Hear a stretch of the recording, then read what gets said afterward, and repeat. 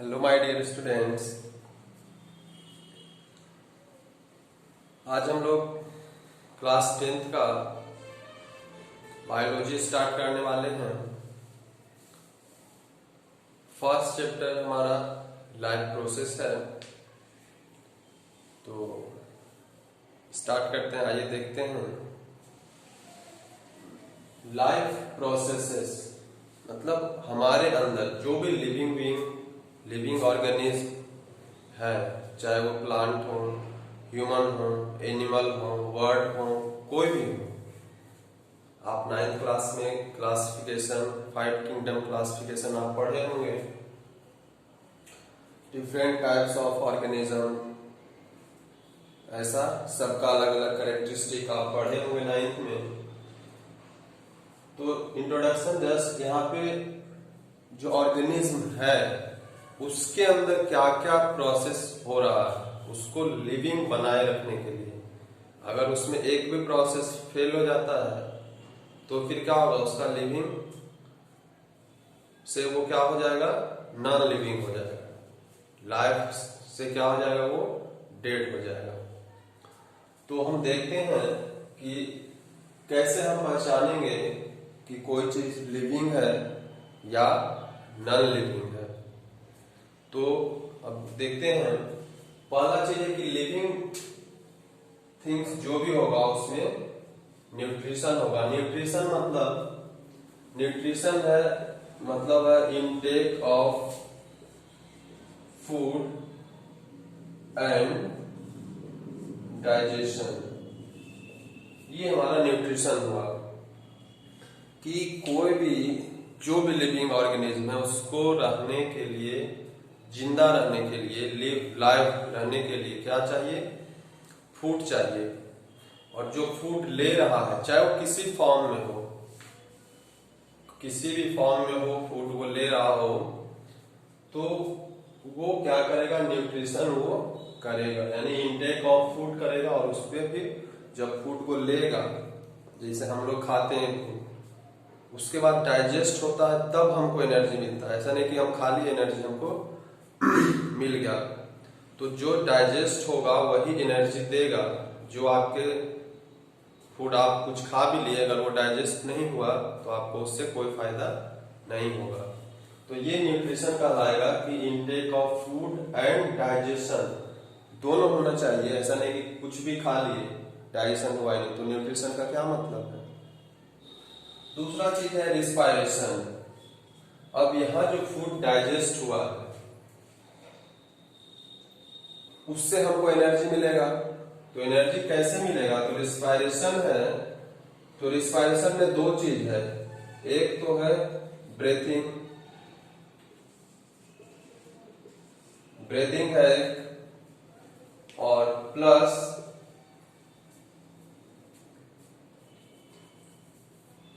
जो digested food है। Respiration में ब्रीदिंग पहला चीज है, और उसके बाद जो डाइजेस्टेड फूड है उसको क्या करना है, उसको ब्रेक डाउन करता है।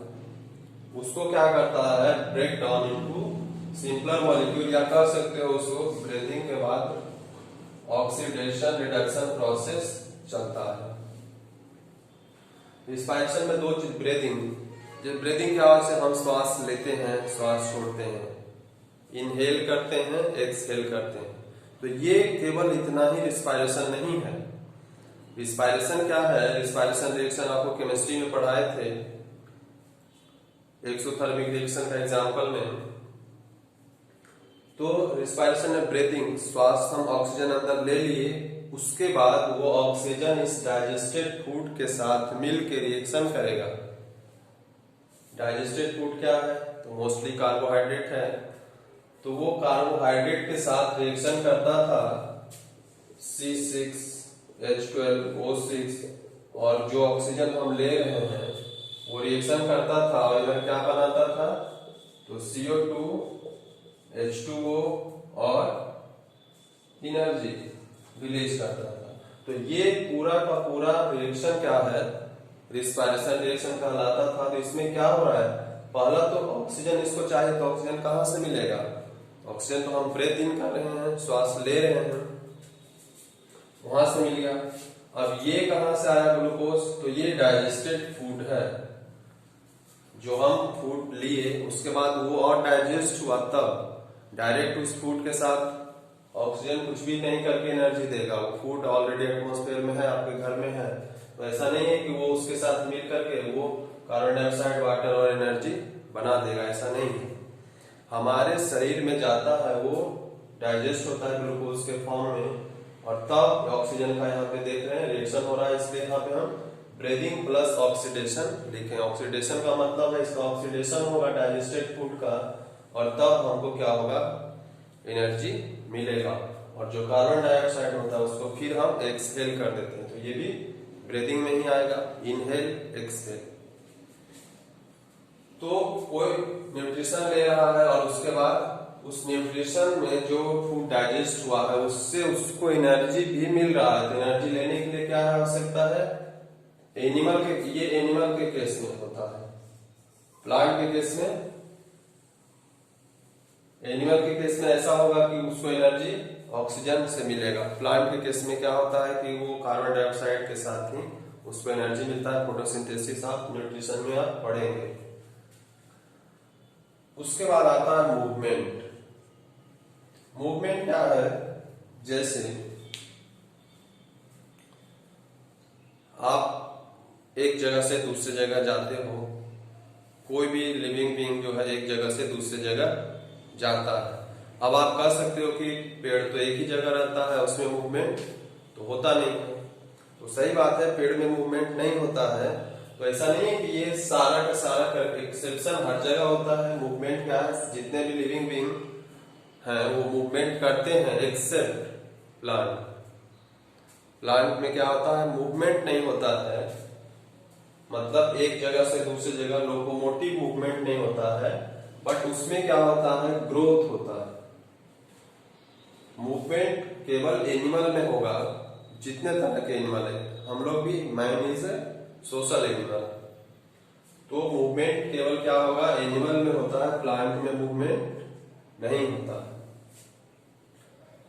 लेकिन फिर भी वो लिविंग बीइंग का एक एक्सेप्शन, अगर प्लांट को छोड़ दिया जाए तो living being, all living beings can do movement. फिर आता है ग्रोथ।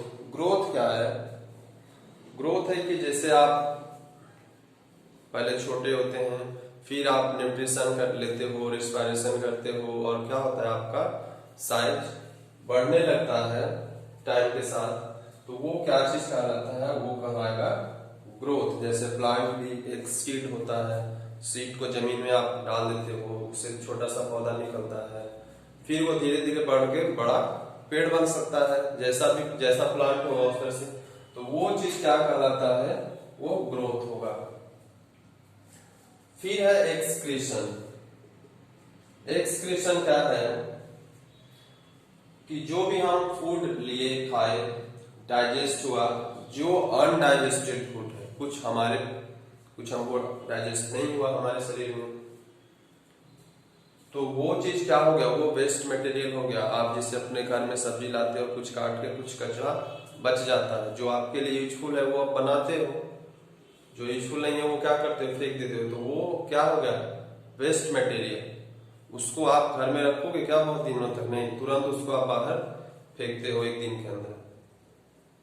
तो हमारे बॉडी में भी ऐसा ही होता है, जो हमको डाइजेस्ट हो गया वो हमारे लिए यूजफुल था, बाकी क्या हो गया, वेस्ट मटेरियल हो गया। और वेस्ट मटेरियल जो होगा, वेस्ट मटेरियल जो होगा वो क्या होना चाहिए, शरीर के बाहर एज सुन एज जाना चाहिए, नहीं तो गंदगी क्या फैला देगा, हमको बीमारी फैला देगा हमारे अंदर। तो वही प्रोसेस को, वेस्ट मटेरियल रिमूवल प्रोसेस जो होता है, वही प्रोसेस क्या कहलाता है, एक्सक्रीशन कहलाता है। तो ये जितना भी लिविंग बीइंग है, हर लिविंग बीइंग क्या करता है, एक्सक्रीशन करता ही करता है, क्योंकि सब में क्या होगा, फूड सबको ही ले रहा है, तो डाइजेस्टेड अनडाइजेस्टेड सब में होगा। Even plant prepare their food itself. आगे हम बताएंगे टाइप्स ऑफ, जब हम 1 by 1 न्यूट्रिशन ऐसा पढ़ेंगे तब। तो एक्सक्रीशन हो गया। उसके बाद आता है रिप्रोडक्शन। रिप्रोडक्शन क्या है? To produce new one. मतलब क्या हुआ कि जैसे प्लांट है, प्लांट से फ्रूट आता है, फ्रूट के अंदर सीड होता है, सीड को अगर आप फिर से जमीन में लगा दोगे तो फिर से उससे एक नया प्लांट ग्रो करता है। उसी तरह से ह्यूमन बीइंग, एनिमल सब अपना क्या करता है, बेबी को डेवलप करता है और वो बेबी फिर से बड़ा आदमी, मैन या वुमन बनता है और वो प्रोसेस क्या होता है, चलते जाता है जनरेशन टू जनरेशन। तो वही क्या होता है, रिप्रोडक्शन।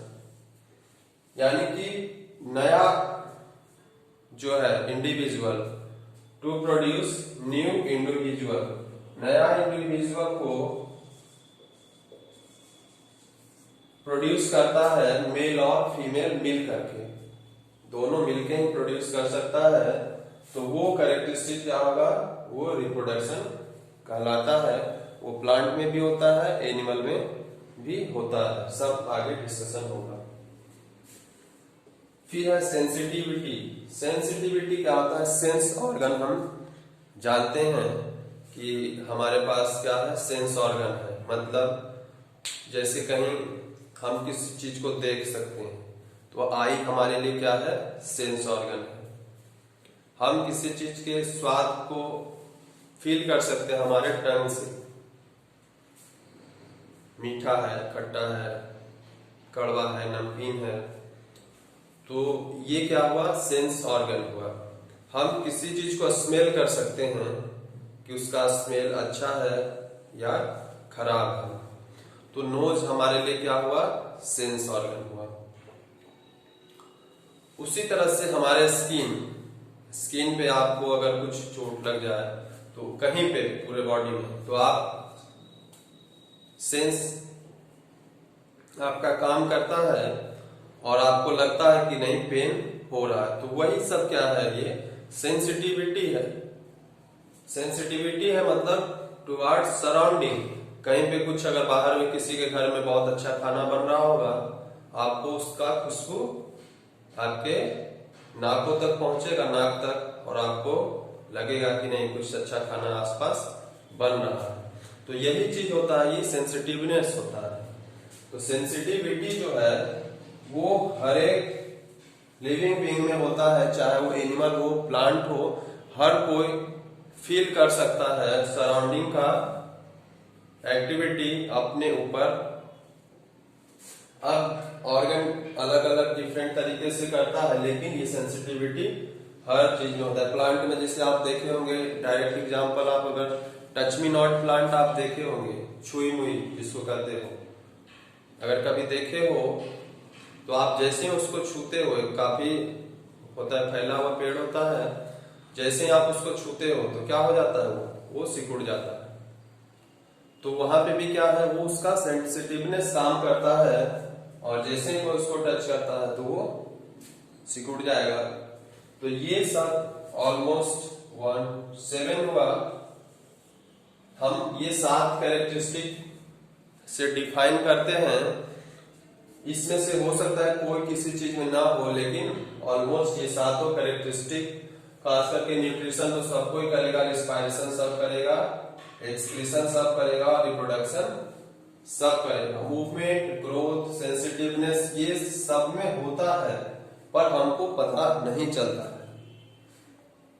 खास करके ग्रोथ तो सब में होगा, सेंसिटिवनेस सब में होगा, बट ये दिखता नहीं। मूवमेंट प्लांट को छोड़ के बाकी सब लोग करते हैं। ग्रोथ में भी क्या है कि कोई ग्रोथ बहुत तेजी से होता है, कोई ग्रोथ बहुत स्लो होगा। जैसे हम ह्यूमन बीइंग, जैसे अभी मान लेते हैं कि बच्चा है 10 साल का, या 10 साल नहीं 1 साल का, तो 1 साल से 2 साल, 2 साल से 3 साल, तो लगेगा कि वो बढ़ रहा है। लेकिन ऐसा थोड़े पता, उसको आप देखते रहोगे तो ऐसा थोड़े कि देखते देखते वो बढ़ने लगेगा। तो वो ग्रोथ उसमें हो रहा है, लेकिन हम उसको बस फील कर सकते हैं, हम एग्जैक्ट मेजर नहीं कर सकते कि 1 सेकेंड में कितना ग्रोथ हो गया। तो ग्रोथ वेरी वेरी स्लो है। कभी कभी कोई पौधा आप लगाते हो, दो तरह का प्लांट लगाते हो, एक प्लांट तेजी से ग्रोथ कर जाएगा, बड़ा बन जाएगा, एक प्लांट छोटा ही रह जाएगा, वो धीरे धीरे ग्रोथ करता है। तो डिफरेंट टाइप्स ऑफ ग्रोथ होगा, वो हम देखते हैं, लेकिन हम अब इतना वो स्लो होता है कि हम उसको जज नहीं कर पाते हैं रियल टाइम में। तो ये कैरेक्टरिस्टिक ऑफ लाइव ऑर्गेनिज्म है।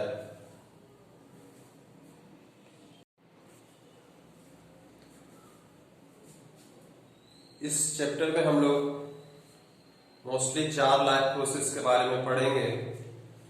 पहला है न्यूट्रिशन के बारे में, दूसरा रेस्पिरेशन, ट्रांसपोर्टेशन और एक्सक्रीशन। न्यूट्रिशन अभी आपको हम बताए। न्यूट्रिशन क्या है? Intake of food and digestion of food. तो intake of food, digestion of food, ये तो हम लेंगे। यहाँ पे न्यूट्रिशन में हम लिख देते हैं आपके लिए intake of food and digestion of food by with the help of enzyme, with the help of enzymes। enzyme क्या होता है? वो केमिकल है जो कि हमारे बॉडी में ही सीक्रेट होता है, रिलीज होता है, या डिफरेंट ऑर्गेनिज्म के बॉडी में रिलीज होगा, और वो डाइजेशन के लिए नेसेसरी है। अगर वो नहीं होगा, वो रिलीज होना बंद हो जाएगा, तो वो डाइजेशन हमारे बॉडी में नहीं होगा। जो भी हम खाते हैं, कार्बोहाइड्रेट, प्रोटीन, फैट, सबके लिए डिफरेंट एंजाइम्स है, मतलब सबके लिए डिफरेंट केमिकल हमारे बॉडी में खुद से रिलीज होता है डिफरेंट ऑर्गन से। और अगर एक भी रिलीज होना बंद हो जाए, तो जिसका वो डाइजेशन करता होगा वो डाइजेशन नहीं होगा, वो हमारे लिए क्या हो जाएगा? वेस्ट मटेरियल हो जाएगा, और वो हमको क्या करना होगा? एक्सक्रीट कर देना होगा। दूसरा है रिस्पायरेशन। रिस्पायरेशन कहता है कि जो इनटेक ऑफ फूड लिए, डाइजेशन ऑफ फूड लिए, और वहां से जो डाइजेस्टेड फूड से डाइजेस्टेड फूड का ऑक्सीडेशन हुआ, oxidation of digested food to produce energy, to produce energy. अभी ऑक्सीडेशन ऑफ डाइजेस्टेड फूड कैसे होगा? तो इसके लिए हम लोग ऑक्सीजन क्या करते हैं? लेते हैं, इनहेल करते हैं, ब्रेथ इन करते हैं।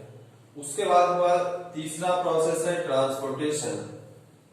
यहाँ पे हम भोजन लिए, फूड डाइजेस्ट हुआ, फूड डाइजेस्ट होने के बाद ऑक्सीडेशन होकर के और एनर्जी भी प्रोड्यूस हुआ।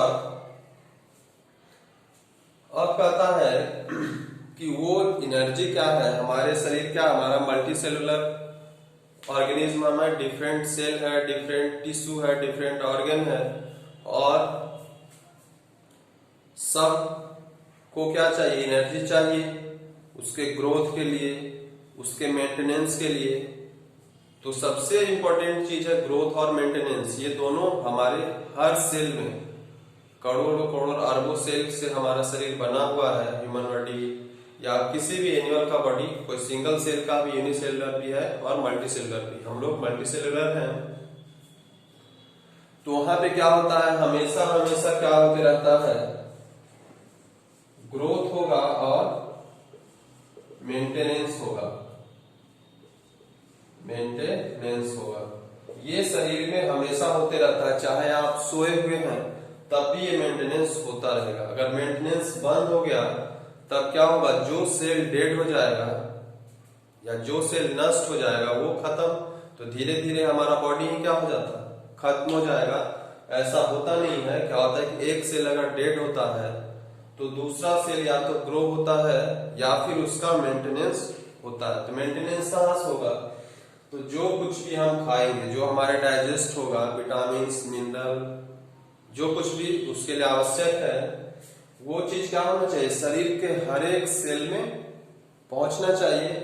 तो वो सेल जो भी डाइजेस्टेड फूड है, विटामिन्स है, मिनरल्स है, वो सब कुछ हर एक सेल में, to each and every cell क्या होना चाहिए, पहुंचना चाहिए। तो उसके लिए क्या होता है, ट्रांसपोर्टेशन सिस्टम। जैसे आपको कहीं से, आपको यहां से कहीं जाना होता है तो आप ट्रांसपोर्ट, बस, ट्रेन, पर्सनल व्हीकल, कुछ भी आप लेते हो तो एक जगह से दूसरी जगह जाते हो। उसके लिए रोड है, रेलवे है, या कोई एयरवे से जाना चाहे तो एयरवे है, वाटरवे से जाना चाहे तो वाटरवे है। तो उसी तरह से ट्रांसपोर्टेशन सिस्टम हमारे अंदर होता है। ट्रांसपोर्टेशन सिस्टम में हमको पढ़ना होगा हार्ट के बारे में, आर्टरीज, वेन, ये सब छोटा छोटा पाइप है जिसमें क्या है, ब्लड के थ्रू सारा जो डाइजेस्टिव मटेरियल है, एंजाइम्स है, विटामिन्स, मिनरल, सब क्या होगा, एक प्लेस से दूसरे प्लेस जाता है।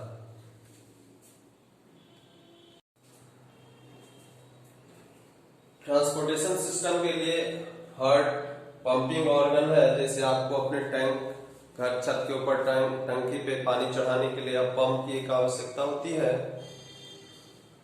उसी तरह से हार्ट हमारे शरीर में पंप का काम करता है और ब्लड को क्या करता है, पूरे शरीर में सर्कुलेट करता है। ट्रांसपोर्टेशन सिस्टम को हम लोग सर्कुलेटरी सिस्टम भी कहते हैं। अब उसके बाद एक्सक्रीशन है। ये तो अभी बता ही थी कि जो भी वेस्ट मटेरियल है वो हमारे शरीर से बाहर जाना चाहिए। वो वेस्ट मटेरियल क्या हो सकता है, तो पहला वो अनडाइजेस्टेड फूड हो सकता है, दूसरा कार्बन डाइऑक्साइड, जैसे हम लोग ऑक्सीजन लेते हैं, इनहेल करते हैं, और वो जब रिस्पायरेशन प्रोसेस होता है उसके बाद कार्बन डाइऑक्साइड में बन जाता है। रिस्पायरेशन रिएक्शन आप लोग जानते हैं। तो वो कार्बन डाइऑक्साइड हमारे शरीर से बाहर निकलना चाहिए, नहीं तो जमा होते होते क्या होगा, वो हमारे लिए नुकसान करेगा। तो ये हमारे लिए वेस्ट मटेरियल, ये बाहर जाना चाहिए, हमारे शरीर से बाहर जाना चाहिए। तो ये वेस्ट मटेरियल हुआ। अनडाइजेस्टेड फूड है वो वेस्ट मटेरियल है। उसी तरह से और भी बहुत सारा नाइट्रोजिनस वेस्ट होता है। नाइट्रोजिनस वेस्ट मटेरियल होता है जो कि हमारे कहां से, यूरिनरी सिस्टम, यूरिन से बाहर निकलता है। टॉयलेट आप करते हो तो वहां से जो यूरिन निकलता है, उस यूरिन से नाइट्रोजिनस वेस्ट जो हमारे ब्लड से फिल्टर होता है वो सब यहां से निकलता है। तो एक्सक्रीशन का हमारे बॉडी में डिफरेंट तरीका है, वो हम सब अलग अलग जगह पे पढ़ेंगे। तो ये हमारा, ये 4 प्रोसेस के बारे में इस फर्स्ट चैप्टर में पढ़ना है। फिर सेकेंड चैप्टर में ब्रेन के बारे में सेंसिटिविटी जो आपको बताए हैं वो पढ़ना है। फिर उसके बाद नेक्स्ट चैप्टर होगा रिप्रोडक्शन, उसमें रिप्रोडक्शन के बारे में पढ़ना। और ये जब आप तीनों चैप्टर पढ़ोगे तब कंप्लीट जो लिविंग बीइंग का कैरेक्टरिस्टिक है वो सब आप डिफाइन वहां पे हो जाएगा। तो इस चैप्टर में लाइफ प्रोसेस जो चैप्टर है, इसमें बस ये 4 प्रोसेस के बारे में हम लोग पढ़ेंगे। 1 बाय 1 इसको हम देखते हैं। फर्स्ट प्रोसेस है न्यूट्रिशन। न्यूट्रिशन के बारे में आप जानते हो कि इनटेक ऑफ फूड है, digestion of food with the help of enzymes. अब यहाँ पे डिफरेंट टाइप्स ऑफ न्यूट्रिशन होता है। डिफरेंट टाइप्स, मोस्टली 2 टाइप है। पहला ऑटोट्रॉपिक न्यूट्रिशन, दूसरा है हेटेरोट्रॉपिक न्यूट्रिशन। ऑटोट्रॉपिक न्यूट्रिशन किसमें होता है, तो प्लांट में होता है, और हेटेरोट्रॉपिक न्यूट्रिशन किसमें होगा, डिफरेंट एनिमल्स, फंगाई। फंगस होता है तो वो फंगाई जो है, और एनिमल, हम लोग भी एनिमल हैं, human being is also animal in biology. If someone tells you you are animal, just like say जानवर, तब क्या होता है, आप चिढ़ जाते हैं। But in according to biology man is also animal. तो हेटरोट्रॉपिक न्यूट्रिशन में यहाँ पे कहता है कि एनिमल और फंगाई है, ऑटोट्रॉपिक न्यूट्रिशन में प्लांट है। ऑटोट्रॉपिक न्यूट्रिशन जो करता है उसको बोला जाता है ऑटोट्रॉप्स। क्या बोला जाता है, ऑटोट्रॉप्स। और जो हेटरोट्रॉपिक न्यूट्रिशन करता है उसको क्या बोलेंगे, तो हेटरोट्रॉप्स, हेटरोट्रॉप्स बोलेंगे। ऑटोट्रॉपिक न्यूट्रिशन में क्या है कि प्लांट क्या होता है, फूड के लिए किसी दूसरे ऑर्गेनिज्म पे डिपेंड नहीं करता है। प्लांट अपना फूड, जो इनटेक ऑफ फूड करेगा अपने जिंदा रहने के लिए, अपना एक्टिविटी जो भी ग्रोथ मेंटेनेंस करने के लिए, किसी दूसरे ऑर्गेनिज्म पे डिपेंड ये नहीं करेगा। ये अपना भोजन क्या बनेगा, खुद से प्रिपेयर करता है। खुद से prepare in the sense of it doesn't depend upon any other organism living being. It prepare their own food by the help of nature. Nature in the sense autotrophic nutrition में यहाँ पे आप photosynthesis reaction पढ़े हो, तो photosynthesis reaction के through ही क्या करता है, वो अपना फूड लेता है। तो उसके लिए उसको क्या जरूरत होता है, सनलाइट जरूरत होता है, कार्बन डाइऑक्साइड जरूरत होता है, और क्लोरोफिल उसके पास खुद का होता है। तो वो किसी दूसरे ऑर्गेनिज्म पे निर्भर है नहीं है। कार्बन डाइऑक्साइड उसको एटमॉस्फेयर से मिल रहा है, सनलाइट उसको नेचर से, सब कुछ नेचर से मिल रहा है, तो वो किसी दूसरे ऑर्गेनिज्म पे डिपेंडेंट नहीं है। इसीलिए उसको ऑटोट्रॉप्स बोला जाता है। ऑटोट्रॉप्स में खुद पे डिपेंडेंट होना, वो खुद पे डिपेंडेंट है, भोजन के लिए किसी दूसरे पे निर्भर नहीं है। बाकी हेटरोट्रॉपिक न्यूट्रिशन जो होता है, तो हेटरोट्रॉपिक क्या है, वो प्लांट पे निर्भर है। All heterotrophs are dependent of autotrophs by any means, directly or indirectly। Directly और इनडायरेक्टली करने का क्या मतलब है, जैसे मान लीजिए आप लायन है, अब लायन डियर को खाया, और डियर क्या खाता है, ग्रास खाता है। तो अगर ग्रास नहीं होता तो डियर भी नहीं होता, और अगर डियर नहीं होता तो लायन भी नहीं होता। तो और ग्रास कहां से एनर्जी लेता है, तो ग्रास को अपना एटमॉस्फेयर से लिया, सन से लिया, नेचर से लिया, ये नेचर से लेता है, इसको किसी का आवश्यकता नहीं है। लेकिन लायन क्या है, डायरेक्टली ग्रास को लायन नहीं खा रहा है, लेकिन लायन जिसको खा रहा है वो ग्रास को खा रहा है। इस वजह से ये भी क्या होगा, इस पे डिपेंडेंट होगा। तो इसीलिए बोले कि डियर इस पे डायरेक्टली डिपेंडेंट है, क्योंकि वो हर्बीवोरस है। यहाँ पे आपको हम बताते हैं हर्बीवोरस, कार्निवोरस और ओमनीवोरस। हेटरोट्रॉपिक न्यूट्रिशन में क्या होता है,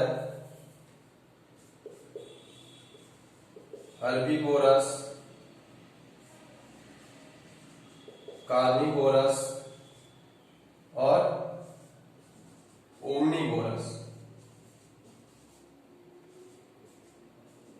हर्बीवोरस क्या हुआ, जो हर मतलब प्लांट, ये प्लांट पे डिपेंडेंट है। कार्निवोरस है जो कि क्या होगा, मीट, फ्लैश, मीट खाएगा, ये मीट ईटर, कोई लिविंग बीइंग को ही ये मीट ईटर को खाएगा ब्लड से। ओमनीवोरस क्या है, जो कि दोनों खाएगा, प्लांट एंड मीट, दोनों चीज ये खाएगा। तो जैसे डियर क्या हो गया, हर्बीवोरस हो गया, वो केवल घास खाता है।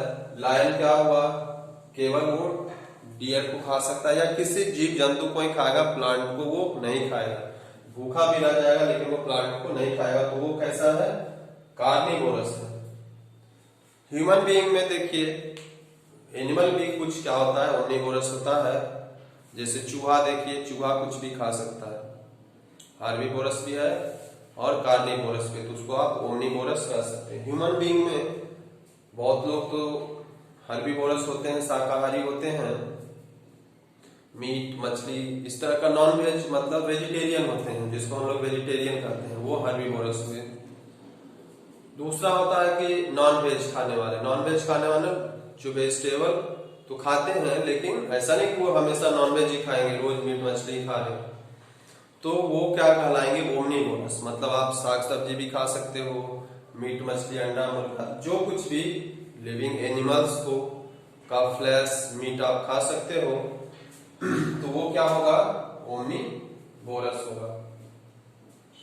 तो यहाँ पे डिफरेंट टाइप ऑफ न्यूट्रिशन हम किसी न किसी रूप में प्लांट पे निर्भर करते ही हैं, डायरेक्टली और इनडायरेक्टली। तो heterotrophs directly depend upon autotrophs, but autotrophs doesn't depend on heterotrophs by any means. किसी भी तरह से क्या होगा, ऑटोट्रॉफ्स जो होगा वो इस पे भोजन के लिए तो एटलीस्ट निर्भर नहीं करता है, भोजन के लिए एटलीस्ट निर्भर नहीं करता है। प्लांट क्या है, वो नेचर से ही सब कुछ अपना लेता है। तो ये डिफरेंट दो तरह का न्यूट्रिशन हुआ। कौन कैसे करता है, तो ऑटोट्रॉफ्स हेटेरोट्रॉफ्स के बारे में, ऑटोट्रॉपिक न्यूट्रिशन में क्या होता है, अब इसके डिटेल में आप जानने के लिए हम आपको नेक्स्ट लेक्चर में मिलेंगे। तब तक ये आपको जो बेसिक इंट्रोडक्शन है वो आप ध्यान रखें। फिर आपको हम नेक्स्ट लेक्चर में ऑटोट्रॉपिक न्यूट्रिशन, हेटेरोट्रॉपिक न्यूट्रिशन के बारे में डिटेल से जानकारी देंगे। Thank you.